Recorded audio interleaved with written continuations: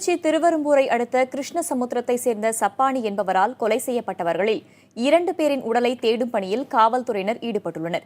இதுகுறித்த தகவல்களை நமது செய்தியாளர் லெனினிடம் கேட்கலாம். லெனின், ஏற்கனவே 6 சடலங்கள் தோண்டி எடுக்கப்பட்ட நிலையில இந்த 2 உடல்களை தேடும் பணி எந்த பகுதியில் நடைபெற்று வருது?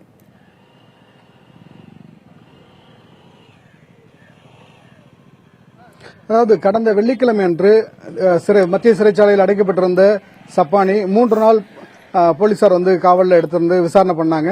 அந்த விசாரணையின் அடிப்படையில் கடந்த சனிக்கிழமை அன்று 5 எலும்புக்கூடுகள் கிருஷ்ணசமுத்திரம், அதனை சுற்றி இருக்கக்கூடிய குமரேசபுரம், கூத்தைப்பார் இந்த பகுதிகளில் வயல்வெளிகளிலேயே இருந்து 5 நபர்களுடைய எலும்புக்கூடுகள் என்பது கண்டெடுக்கப்பட்டது. அந்த எலும்புக்கூடுகளோடு இணைந்திருந்த அவர்கள் அணிந்திருந்த அந்த உடைகளை கொண்டு அது யாருக்கு சொந்தமான உடல் என்பதை அந்த உறவினர்களை அழைத்து வந்து அடையாளம் காண்பித்து அந்த 5 நபர்கள் கொலை செய்யப்பட்டது இறுதிப்படுத்தப்பட்டது. அதேபோல கடந்த 13ஆம் தேதி தங்கதுரை என்பவருடைய உடல் முதல் முறையாக கிளிவாய்க்கால் அப்படிங்கிற பகுதியில் கிருஷ்ணசமுத்திரம் பக்கத்தில் ஒரு வயலுக்கு அருகாமையில் அவருடைய உடலை தோண்டி எடுத்தாங்க. அந்த உறவினர்களையும் அழைத்து வந்து அந்த உடல் அவங்க அந்த உரிய நபருக்குரியதா என்பதை கண்டறிந்து அந்த உடலையும் ஒப்படைச்சாங்க. ஆக மொத்தம் 6 நபர்களுடைய உடல்கள் என்பது கடந்த முறை கண்டுபிடிக்கப்பட்டது. மீதம் இருக்கக்கூடிய 2 நபர்கள், குறிப்பாக சப்பானை கொலை செய்ததாக சொல்லக்கூடிய அந்த முதல் நபர், அந்த நபருடைய உடலும், அதே போல கடைசியாக கொலை செய்யப்பட்டதாக சொல்லப்படக்கூடிய அற்புதசாமி என்கின்ற நபருடைய உடலும், பெரியசாமி, அற்புதசாமி ஆகிய 2 நபர்களுடைய உடலையும் தேடக்கூடிய பணி என்பது கடந்த சனிக்கிழமை அன்று தோல்வியில் முடிந்தது.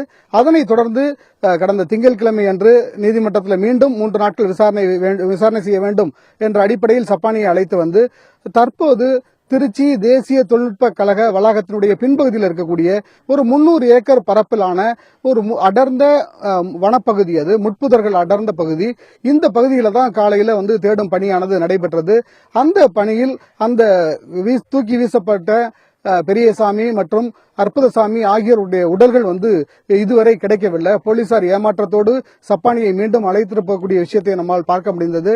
அது மட்டுமல்ல, சப்பானி அங்க அருகாமையில் இருந்த போலீசார்களோடு இயல்பாக பேசிக் கொண்டிருந்த நம்ம கேட்க முடிஞ்சு. 45 நாள்ல என்னை விட்டுருவீங்கல்ல, நான் தான் எல்லாத்தையும் ஒத்துக்கிட்டேன்ல, நான் இனிமேல் தப்பு பண்ண மாட்டேன், அருகாமையில் இருக்கக்கூடிய 2 கிலோமீட்டர்ல இருக்கக்கூடிய அந்த திருவரம்பூர்ல நான் ஒரு பொட்டிக்கடை வச்சு பொழைச்சுக்கிறேன் அப்படின்னு ரொம்ப இயல்பாக சொல்லக்கூடிய விஷயத்தை நம்மால் கேட்க முடிந்தது. இந்த சப்பானி கொலை செய்ததாக முதல் முறையாக கொலை செய்யப்பட்ட அந்த பெரியசாமியினுடைய மகன் சுப்பிரமணியன் நம்மோடு இருக்கார். நாம அவர்கிட்ட கேட்கலாம். என்ன காரணத்தை சொல்லி இன்னைக்கு உங்களை இங்க வர சொன்னாங்க? இங்க என்ன நடந்துச்சு? காலையில ஒரு 8 மணி இருக்குங்க ஐயா. கொலை செய்யப்பட்டு தேடப்படுறதாக சொல்லப்படும்.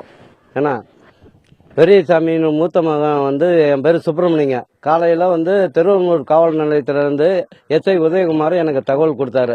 எஸ்ஐ உதயகுமாரும் ரைட்டர் சதீஷ் அவர்களும் எனக்கு தகவல் கொடுத்தாங்க. இது மாதிரி என்ஐடி வளாகத்தில் இது மாதிரி தேடும் பணி நடக்குது, நீங்கள் அந்த இடத்துக்கு வாங்க அப்படின்னு சொல்லி என்னை வர சொன்னாங்க. நான் இங்கே காலையிலேருந்து காத்துக்கிட்டு இருக்கேங்க. அவங்க காவல்துறை தேடும் முயற்சியில் ஈடுபட்ட வரைக்கும் இது வரைக்கும் எங்கள் பாடி எங்கே இருக்குது என்னன்னு இது வரைக்கும் எங்களுக்கு தகவல் தெரியல. கடந்த 3 தினங்களுக்கு முன்னாடி 6 பாடியை எடுத்து முறைப்படி பரிசோதனைக்கு அனுப்பிச்சிருக்காங்க. எங்கள் 2 பாடி இன்னும் இது வரைக்கும் இல்லை. எங்கள் அப்பா பெரியசாமி பாடியும் அற்புதசாமி பாடியும் இது வரைக்கும் கிடையல. ஆனால் இதில் என்ன அப்படின்னாக்கா, காவல்துறையினரை ரொம்ப அலக்கடிக்கிறாங்க. பத்திரிகையாளரும் ரொம்ப தொலைக்காட்சி நண்பர்களும் ரொம்ப சிரமப்பட்டு இதில் ஒரு வாரமாக ரொம்ப சிரமப்பட்டு இதில் தேடும் முயற்சியில் பணியாற்றிக்கிட்டு இருக்காங்க. இப்ப திருச்சியை இந்த தேசிய தொழில்நுட்ப கழகத்தை பொறுத்தவரை இந்த ஒரு 1000 ஏக்கர் பரப்பிலான இந்த தேசிய தொழில்நுட்ப கழகம் வளாகம், இதுல இந்த தேசிய தொழில்நுட்ப வளாகத்தினுடைய அந்த பின்பகுதியில ஒரு 300 ஏக்கர் பரப்புல அடர்ந்த வனப்பகுதி. அந்த காட்சிகளை இப்ப நம்ம நேரடியாக பார்க்க முடியும். இந்த பகுதி முழுவதும் அடர்ந்த வனப்பகுதியாக இருக்கு. கருவேல மரங்களும் சிறிய சிறிய வகையிலான முட்புதர்களும் இந்த பகுதியில் அடர்ந்து காணப்படுது. குறிப்பாக இந்த பகுதியில் ஒரு இரும்பு வேலி மட்டுமே அமைக்கப்பட்டிருந்தது. கடந்த சில நாட்களுக்கு முன்பு, சில வருடங்களுக்கு முன்பு, குறிப்பாக 2 வருடங்களுக்கு முன்பு இந்த பகுதியில் சமூக விரோத செயல்கள் நிறைய நடக்குது. வெளி ஆட்கள் இந்த கல்லூரி வளாகத்துக்குள் வராங்க. இதனால் இங்க அடிதடி, ஆயுதங்கள் பதுக்கி வைப்பது, இது போன்ற தவறான காரியங்கள் எல்லாம் ஈடுபடுறாங்க அப்படிங்கிற குற்றச்சாட்டு குற்றச்சாட்டெல்லாம் எழுந்ததை தொடர்ந்து தற்போது இந்த வளாகத்தை சுற்றிலும் ஒரு 6 அடி 7 அடி உயரத்திற்கான காம்பவுண்ட் சுவர்களை தற்போது எழுப்பியிருக்காங்க. அந்த காம்பவுண்ட் சுவர்களை இப்ப நம்மால் பார்க்க முடியும். தற்போது இந்த பகுதி ஒரு அடர்ந்த வனப்பகுதியாக இருக்கு. இந்த பகுதியில் அந்த உடலை கண்டுபிடிப்பது என்பதும் புதிய கட்டுமான பணிகள் வந்ததனால் ஒரு சிரமமான காரியமாக இருக்கிறது.